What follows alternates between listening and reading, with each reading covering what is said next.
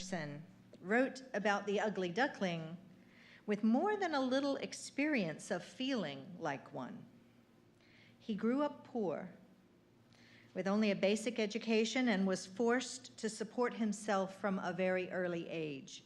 He's been described as a tall, ugly boy with a big nose and big feet who had to endure depression and abuse during his school years, which he considered to be the darkest and most bitter of his life.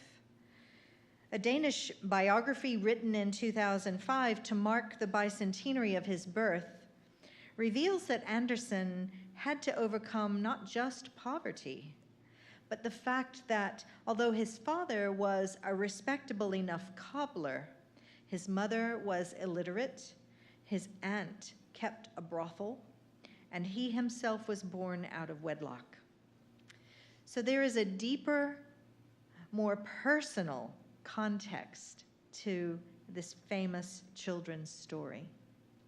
And this morning, I'd like to suggest that we all struggle at times with shame from something that has happened in our lives, and that often we too, like Andersen, attempt to hide who we really are, because vulnerability is almost too much to bear. But we can keep hold of the fact that we are not alone, and that the desire to be known, really known, as the unique person each of us is also deep within us. We want to be known. It's important, though, for us first to know ourselves. And making that acquaintance is sometimes painful to do. Some of us would rather disappear, as the poet David Whyte puts it, turn sideways into the light. As the Bare Naked Ladies sing in the song For You, if I hide myself wherever I go, am I ever really there? For some of us, the act of encountering others is a real challenge because we allow ourselves to be molded so easily by them. Like Zelig, the Woody Allen film character who is a human chameleon. Can't get through a Sunday service without mentioning Woody Allen, right? The poet Margaret Wheatley writes about the odd self-discovery of ourselves that we can experience only through interaction with others. In her poem, We Never Know Who We Are. We never know who we are. This is strange, isn't it? Or what vows we made, or who we knew, or what we hoped for, or where we were when the world's dreams were seeded. Until the day just one of us sighs a gentle longing, and we all feel the change. One of us calls a name, and we all know to be there. One of us tells a dream, and we all breathe life into it. One of us asks why, and we all know the answer. It is very strange. We never know who we are.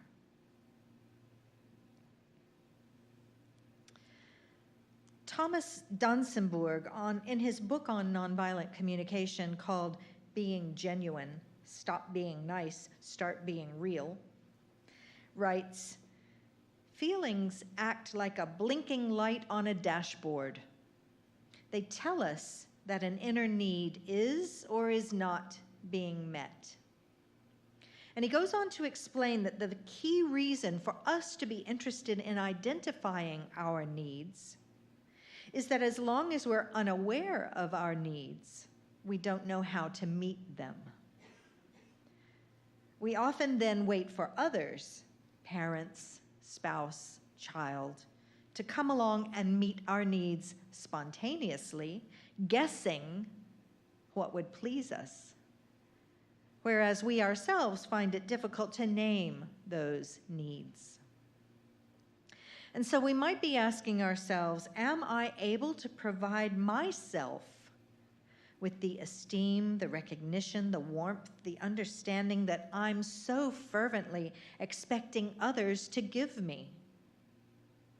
Can I begin to nurture these needs myself rather than maintain myself in a dependent position regarding the approving opinions of others? So knowing who we are and what our needs are is important, because otherwise we end up trying to please others in a role that they have defined for us. Donsenborg addresses a fundamental and existential challenge of our human reality. How can I stay myself while being with another? How can I be with another without ceasing to be myself? He writes, if we take care of ourselves, that means we are alienated from others. This results in guilt because we feel we never do enough for others. Now, this is guilt, not shame. But to many of us, it is the failing in our lives that we never get over, especially if we have been parents. The guilt of walking out the door to leave a crying toddler with a sitter so that a parent can take a much-needed break has wrenched the hearts of many a parent in this room. Now, Donsenborg is not a well-known author on knowing ourselves, but Brené Brown sure is. She sprang into the American pop culture consciousness 5 years ago via the Oprah Winfrey Show with her research on shame. And she's written several books about self-esteem, shame, and vulnerability. And in one of those books, entitled, this is a long title, I thought it was just me, but it isn't, making the journey from what will people think to I am enough. That's a long title. In that book, she offers her insights on this inner conflict we have with the constant struggle to feel accepted and worthy, which she says is unrelenting. We put so much of our time and energy into making sure that we meet everyone's expectations and into caring about what other people think of us, that we are often left feeling angry, resentful, and fearful. Let me say that her initial research was on women and shame, but she's since found some evidence that men also suffer from issues of shame, vulnerability, and the pursuit of perfectionism. She says that most of us have shame triggers around being perceived as self-indulgent or self-focused. We don't want our authenticity to be perceived as selfish or narcissistic. And so rather than be misunderstood or judged, we hide our true selves, our authentic selves, away. Some of you may remember a book written in 1969 by John Powell entitled, Why Am I Afraid to Tell You Who I Am? Inside the book, the answer to that question was, if I tell you who I am, you may not like who I am, and it's all that I have. Brené Brown urges us to say, I am enough, in the battle that often rages inside us, pitching worthiness against shame. She writes that if we want freedom from perfectionism, we have to make the long journey from what will people think to I am enough. I have an abiding memory of myself as a small girl living in Germany when my dad was stationed there. Our German landlady's daughter had a birthday party and I was invited. When a plate of cookies was passed around, I took 2.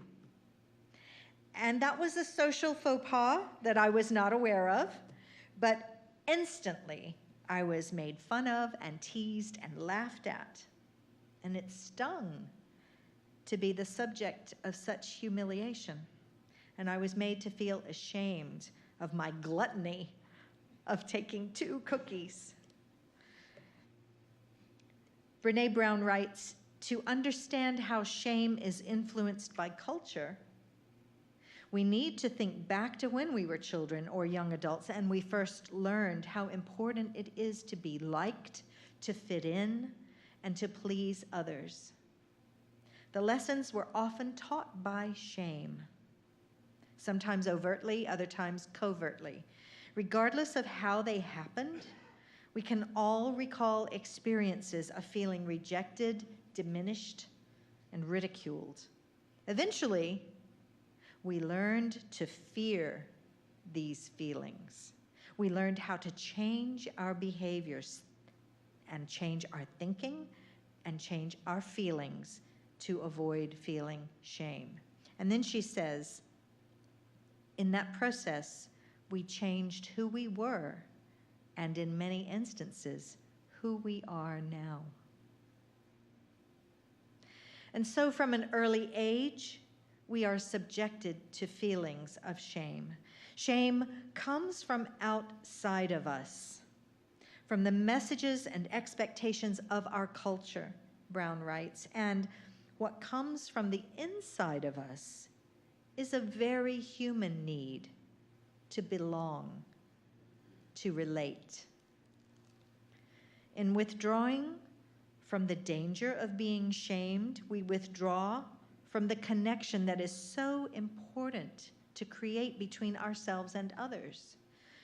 Often we engage in a series of trust exercises with people we meet until we know enough about them to feel safe. Brown writes that shame keeps us from telling our own stories and prevents us from listening to others tell their stories. We silence our voices and keep our secrets out of the fear of disconnection. She defines shame as the intensely painful feeling or experience of believing we are flawed and therefore unworthy of acceptance and belonging. And she claims that one reason shame is so powerful is its ability to make us feel alone, like we're the only one or somehow we're different from everyone else. When we hear stories that mirror our own shame experiences, it helps us to know we are not alone. Stories only foster connection, she writes, when there is both someone to speak and someone to listen. When we speak shame, we learn to speak our pain. Brown tells us that we are wired for connection, and that makes us wired for story. More than any other method, storytelling is how we communicate who we are, how we feel, what's important to us, and what we need from others. Reading what Brené Brown says about shame and the need to tell our stories and to receive others that resonate with us, that importance of connection, I'm reminded of the poem Self-Portrait by David Whyte. And he writes, "It doesn't interest me if there is one God or many gods. I want to know if you belong or feel abandoned, if you can know despair or can see it in others. I want to know if you are prepared to live in the world with its harsh need to change you. If you can look back with firm eyes, saying, 'This is where I stand.' I want to know if you know how to melt into that fierce heat of living, falling toward your center of your longing. I want to know if you are willing to live day by day with the consequence of love and the bitter, unwanted passion of your sure defeat. I have been told in that fierce embrace, even the gods speak of God. Living with the consequence of love may mean liberation from shame, Brené Brown writes. It has been said that real freedom is about setting others free. And she goes on to say, when we are honest about our struggles, we are much less likely to get stuck in shame. This is critical because shame diminishes our capacity to practice empathy. Shame puts up unintended barriers to our connection with others. And I'm going to call out Benita because you may recall when Benita spoke a few weeks ago about her experience of attending her first General Assembly. She told a story of an elderly white woman sitting next to her who was overcome with the desire to engage Benita in a discussion about anti-racism, and in the process spoke volumes instead about her own white privilege.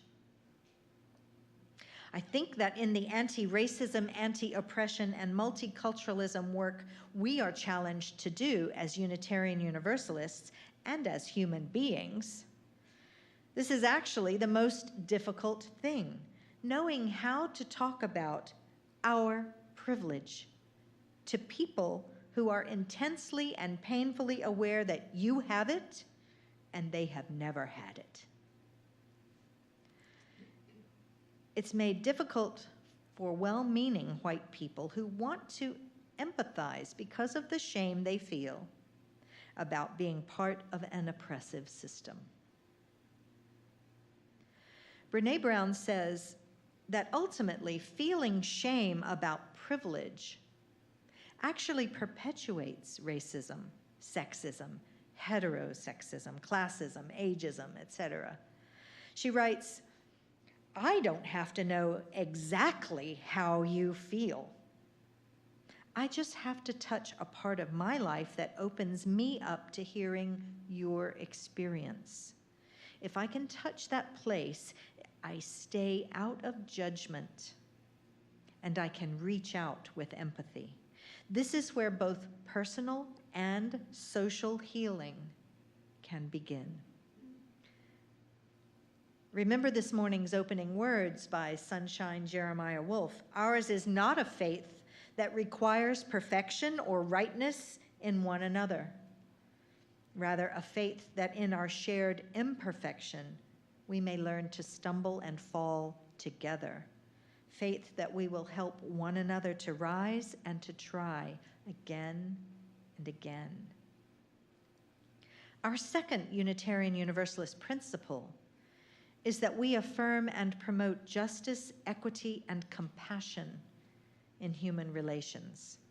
Compassion, Brené Brown writes, is possible for anyone who can accept the struggles that make us human, our fears, our imperfections, our losses, and our shame. We can only respond compassionately to someone telling her story if we have embraced our own story, shame and all. Compassion is not a virtue, it is a commitment. It's not something we have or don't have, it's something we choose to practice. That's why it's important that, as Brown says, unless we understand our shame triggers and practice awareness, chances are we're not ever going to reach out far enough or often enough for someone to have the opportunity to say, hey, you're not alone. And circling back to what Donsenborg urges us to do in balancing our needs with the needs of others, we can understand why Brené Brown says that it's impossible to be real when we are ashamed of who we are or what we believe. When we sacrifice authenticity in an effort to manage how we're being perceived by others, we often get caught in a dangerous and debilitating cycle. Shame or the fear of being shamed moves us away from our authentic selves. It's only when we let ourselves be vulnerable, often in the face of unconditional love from another person, that we can see our shame for what it is, a distraction, preventing us from becoming what we have the potential to be. To quote Ray Bradbury, "We are cups, constantly and quietly being filled. The trick is knowing how to tip ourselves over and let the beautiful stuff out." When we have in our lives someone who is flawed like us, but helping us to tip ourselves over and let the beautiful stuff out, it's a true blessing.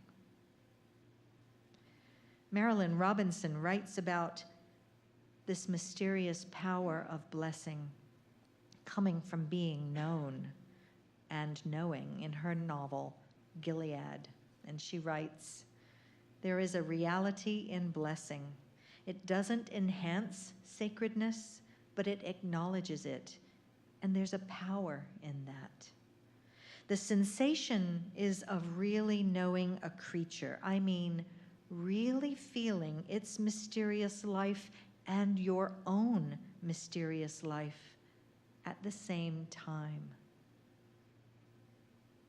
That sounds very deep indeed, but what it takes is letting go of self-limiting shame so that another person can lift up in recognition, just like in the story of the ugly duckling, your unique beauty and worth, the beautiful stuff coming out. It's good to recall Wayne Arneson's words that I frequently use for a benediction and appropriate for us today. "Take courage, friends. The way is often hard. The path is never clear, and the stakes are very high. Take courage, for deep down there is another truth. You are not alone." I'm urging us today to think about how shame operates within our lives, how we might move closer to our authentic selves by daring to risk making a connection with others who, like us, have been humiliated, shamed, and rejected, yet are willing to take another chance at reaching out into, in David White's words, that fierce heat of living. Kurt Thompson writes in The Anatomy of the Soul, "It is only when we are known that we are positioned to become conduits of love, and it is love that transforms our minds, makes forgiveness possible, and weaves a community of disparate people into the tapestry of God's family. To be known is to be pursued, examined, and shaken. To be known is to be loved and to have hopes and even demands placed on you. It is to risk not only the furniture in your home being rearranged, but your floor plans being rewritten, your walls being demolished and reconstructed. To be known means that you allow your shame and guilt to be exposed in order for them to be healed. May we be the ones who make it so. Blessed be. Amen.